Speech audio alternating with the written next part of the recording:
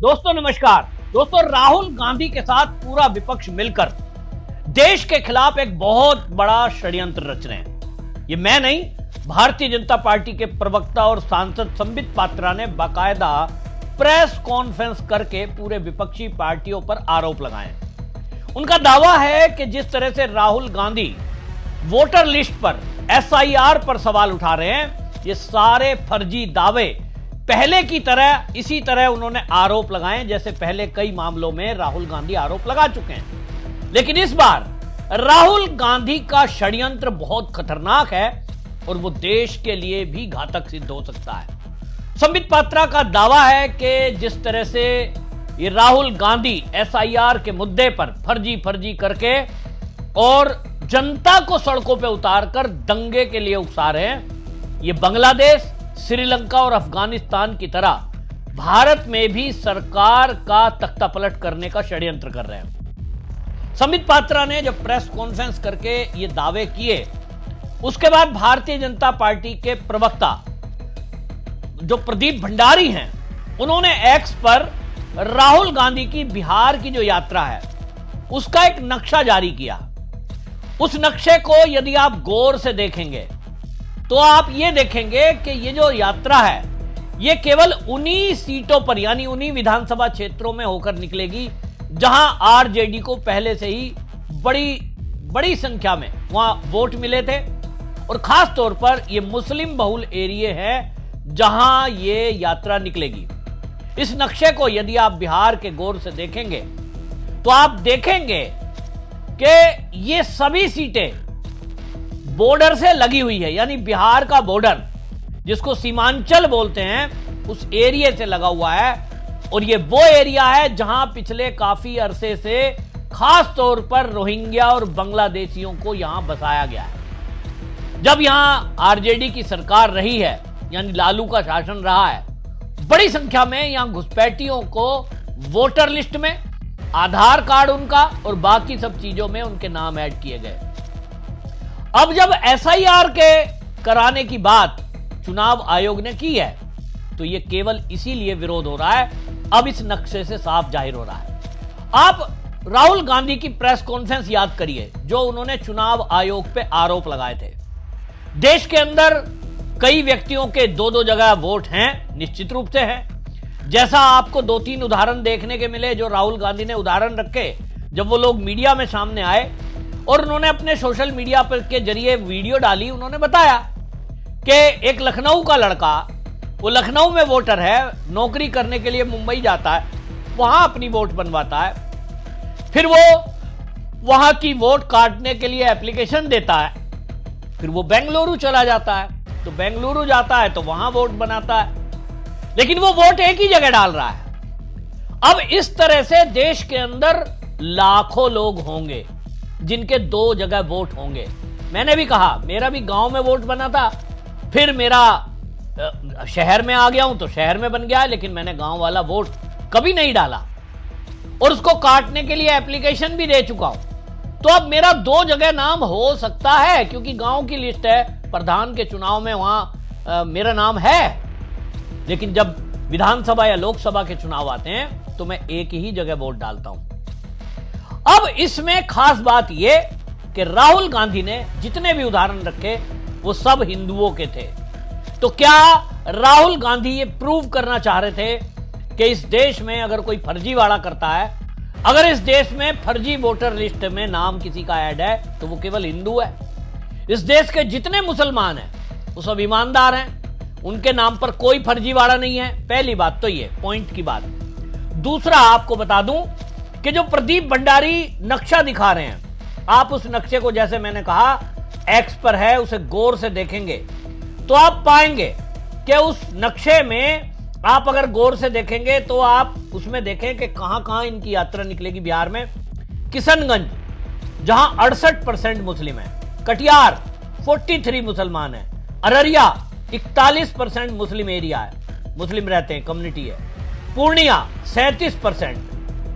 अब ये Muslim community में ये यहां जा रहे हैं और ये जो आप देख रहे हैं ये इस एरिया में इनकी यात्रा निकलने वाली है।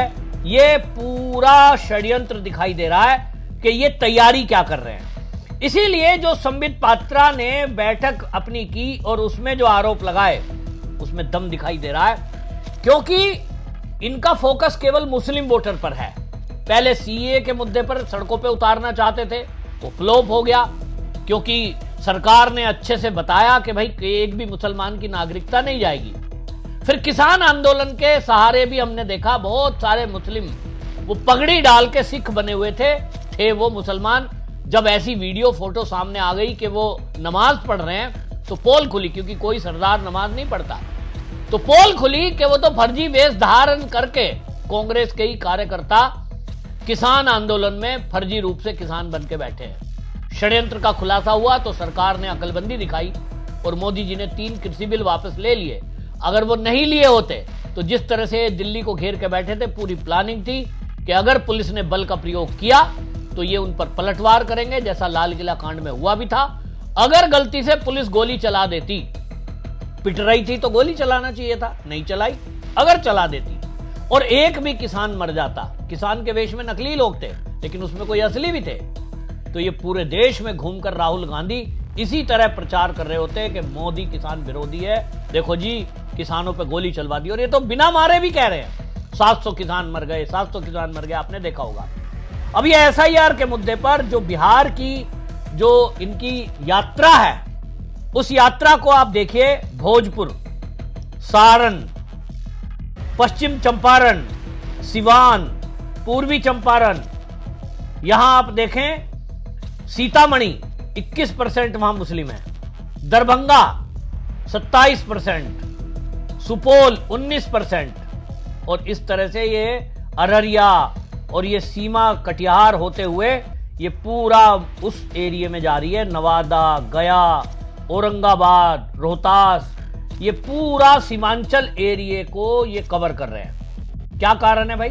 मैंने जैसा बताया कि जो बात उसने बोला है, अब जबकि सुप्रीम कोर्ट ने भी मना कर दिया है, लेकिन इनको एक नैरेटिव चलाना है। इसी तरह आप देखिए कि जो संबित पात्रा है, संबित पात्रा ने इस मामले में प्रेस कॉन्फ्रेंस जो की, उन्होंने साफ कहा कि कांग्रेस और उसके सहयोगियों का मकसद सिर्फ घुसपैठियों को बचाना है। इस देश के संसाधनों पर इस देश की जनता का अधिकार है, किसी घुसपैठिए का अधिकार नहीं है। और संबित पात्रा ने सीधा आरोप लगाया कि ये जो विपक्षी पार्टी हैं, ये चुनाव आयोग के नाम पर इस देश में बांग्लादेश, श्रीलंका और अफगानिस्तान जैसा एक बवाल करके और ये यहां दंगे फसाद कराना चाहती है, अराजकता का माहौल पैदा करना चाहती है। तो क्या बांग्लादेश की तरह, श्रीलंका की तरह और अफगानिस्तान की तरह तख्ता पलट करने की तैयारी है राहुल गांधी की? प्रधानमंत्री बनेंगे वो फिर? सुनिए संबित पात्रा ने क्या कहा। इनका मकसद एक ही है और मकसद है घुसपैठियों को बचाना, इन्फिल्ट्रेटर्स को बचाना, जो बाहर की देशों से घुसकर आए हैं इनके लोगों के द्वारा। आप टीएमसी के लोगों को देखिए बैठकर किसका वोटर कार्ड बना रहे हैं, किसका आधार कार्ड बना रहे हैं। आप जाकर देखिए बिहार में किस प्रकार से किस पार्टी के लोग किस प्रकार तुष्टीकरण की राजनीति को बढ़ावा दे रहे हैं, किस प्रकार से घुसपैठियों को आप वोटर एनरोलमेंट करा रहे हैं। क्या ये बात छिपी हुई है? हम सब भी जानते हैं, हम सब भी राजनीति में, भारत की जनता जानती है कि किस प्रकार आप वोट बैंक की तुष्टीकरण की राजनीति और उस पे इन्फिल्ट्रेटर्स और घुसपैठियों को जोड़ करके आप अपना एक वोट बैंक बना करके जीतना चाहते हैं। मगर कान खोल के सुन लीजिए, इस देश के जो रिसोर्स हैं, इस देश के रिसोर्स पर पहला अधिकार किसी का है तो वो हिंदुस्तान के नागरिक का है। इस देश के रिसोर्स पर किसी घुसपैठिए का अधिकार नहीं है। घुसपैठिया कभी वोटर नहीं हो सकता है। और हां, जहां तक इलेक्शन कमीशन का सवाल है, आप उनसे प्रश्न पूछिए, इलेक्शन कमीशन जवाब भी दे रही है। मैं इतना कहना चाहता हूं, सुप्रीम कोर्ट ने कहा है, मैंने आज अखबारों में पढ़ा है कि इलेक्शन कमीशन का अधिकार है रिप्रेजेंटेशन ऑफ पीपल राइट के माध्यम से और constitution of India, Baba Saheb Ambedkar ने जो संविधान दिया है उसके माध्यम से, कि वो इलेक्टरल रोल इलेक्शन के लिए तैयार कर सकती है। यह उसका अधिकार है। और ये जो कांग्रेस पार्टी है और ये जो आरजेडी है, ये जो तृणमूल कांग्रेस है, ये जो आम आदमी पार्टी अब समाप्ति की ओर बढ़ रही है, इनका उद्देश्य मैं बताता हूं। ये चाहते हैं भारतवर्ष में बांग्लादेश जैसी सिचुएशन हो जाए। ये चाहते हैं जो श्रीलंका में हुआ था वो भारतवर्ष में। ये चाहते हैं कि अफगानिस्तान और पाकिस्तान में जो हालात हुए थे वो भारतवर्ष में हो। कुछ राजनेताओं ने तो टीवी पे आकर कहा है अभी तक कैसे ये लोग छुटे हुए हैं, अभी तक कैसे इनके घरों में लोग नहीं घुसे हैं। They want complete chaos in the streets of India.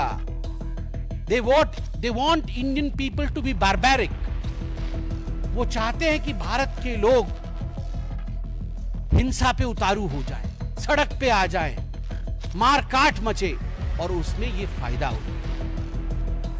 But यही फर्क है हिंदुस्तान में और बाकी में। भारत के लोग समझदार हैं, हमारे में विवेक है, हमारे अंदर एक हजारों वर्ष की सिविलाइजेशनल, जिसको कहते हैं हम, की एक सांस्कृतिक विरासत है। इतनी बड़ी सिविलाइजेशन हम हैं कि उसकी जो विरासत है उसके कारण क्या सच है और क्या झूठ है यह लोग समझते हैं। और इसीलिए लोगों की समझदारी के आगे जितना भी ये हल्ला मचाए, जितना भी ये चोर चोर करे, कौन चोर है और कौन पुलिस है ये जनता जानती है। सुना आपने, संबित पात्रा ने सीधे सीधे विपक्षी पार्टियों पर आरोप लगाया है। और अगर ये सही है तो सोचिए कितना खतरनाक षड्यंत्र है कि ये हमारे देश में दंगा फसाद कराकर और ये तख्ता पलट करना चाहते हैं मोदी। तो क्या राहुल गांधी प्रधानमंत्री बनने के लिए चुनाव में उतरने के बजाय, क्योंकि उसको पता है कि मोदी को हराना नामुमकिन है, 2029 में भी नहीं, और बिहार में इस समय इस जो लालू यादव परिवार है इसको भी पता है कि आप यहां सरकार में नहीं आने वाले हैं।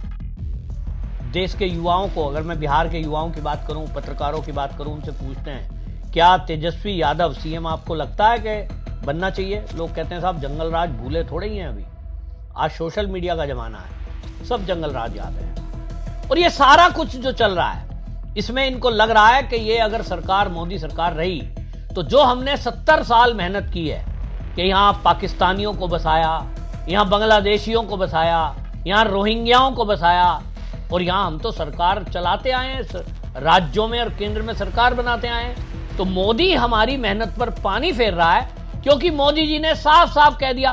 पहले अमित शाह ने ऑर्डर दिए सभी राज्यों को घुसपैठ को निकालो भगाओ, उसके बाद मोदी जी ने तो लाल किले से बोल दिया। आपको ध्यान है, मोदी जी ने लाल किले की प्राचीर से बोला और उन्होंने कहा कि षड्यंत्र के तहत देश की डेमोग्राफी को बदला जा रहा है, एक नए संकट के बीज बोए जा रहे हैं। ये घुसपैठिए मेरे देश के नौजवानों की रोजी रोटी छीन रहे हैं, घुसपैठिए देश की बहन बेटियों को निशाना बना रहे हैं, यह बर्दाश्त नहीं होगा। और उन्होंने जो ये बोला कि ये सीमावर्ती डेमोग्राफी परिवर्तन हो रहे हैं, हम हाई पावर डेमोग्राफी मिशन शुरू करने का निर्णय कर चुके हैं। ये जो मोदी जी ने लाल किले की प्राचीर से बोला, इससे तो पूरा विपक्ष के अंदर खलबली मच गई कि मोदी जी तो हमारे 70 साल की मेहनत को खराब कर रहे हैं। हमने तो यहां घुसपैठियों को बसाया, ये निकाल रहे हैं। आप देखिए कांग्रेस के एक सांसद हैं यूपी सहारनपुर से, इमरान मसूद, वो साफ कह रहे हैं रोहिंग्याओं को क्यों निकालना चाहिए, वो तो गरीब आदमी है। मतलब इनका पूरा प्लान है कि इस देश से एक भी रोहिंग्या ना निकले। और वो कब होगा? जब मोदी की सरकार जाएगी। मोदी की सरकार कब जाएगी? जब इनकी सरकार आएगी। और इनकी सरकार कैसे आएगी? ऐसे तो आएगी नहीं कि जनता तो इन्हें चाहती नहीं है, राहुल गांधी या चारा चोर फैमिली को। और इसीलिए इन्होंने तय किया है, शायद, मैं शायद शब्द इस्तेमाल कर रहा हूं, कि भाई यहां इस देश में लोगों को भड़काओ, सड़कों पे उतारो, दंगा फसाद कराओ। आप बिहार की जो रैली हो रही है उसमें आप देखेंगे कौन है राहुल गांधी की भीड़ में। आप देखिए इस यात्रा में आपको समझ आएगा। उनको प्लानिंग के साथ कहा गया है कि कोई पत्रकार पूछे तो हिंदू नाम बताओ, जालीदार टोपी सर पे मत लगाओ, अपनी पहचान छुपाओ, ये दिखना चाहिए कि हिंदू ही रैली में आ रहे हैं, मुसलमान नहीं आ रहे हैं। मतलब ये एक षड्यंत्र के तहत किया जा रहा है, प्लानिंग के साथ। तो आपसे मेरी राय है, आपसे मैं पूछना चाहता हूं कि राहुल गांधी ने प्लानिंग क्या बनाया है, ये संबित पात्रा ज्यादा जानते होंगे। सरकार में भाई सरकार है इनकी, इनके पास जानकारी है। आपको लगता है कि राहुल गांधी इस तरह अराजकता पैदा करके, षड्यंत्र करके, देश में दंगे कराकर ये तख्ता पलट मोदी का कर सकते हैं? और अगर ऐसा प्लान है तब फिर आप देखिए कि आम आदमी हैं हम, तो क्या कर सकते हैं। मैं आप तक विषय पहुंचा रहा हूं, लेकिन आप भी यदि राष्ट्रभक्त हैं, आपके अंदर चिंता है कि ये देश सुरक्षित रहना चाहिए, इस देश से घुसपैठिए बाहर जाने चाहिए, तो इस वीडियो को अधिक से अधिक शेयर करो। ज्यादा से ज्यादा लोगों के मोबाइल तक ये पहुंचना चाहिए, लोग जागरूक हों और पता चले कि देश की विपक्षी पार्टी इस देश के विरुद्ध किस प्रकार का हिंदुओं के विरुद्ध भी षड्यंत्र कर रहे हैं। वंदे मातरम, जय श्री राम।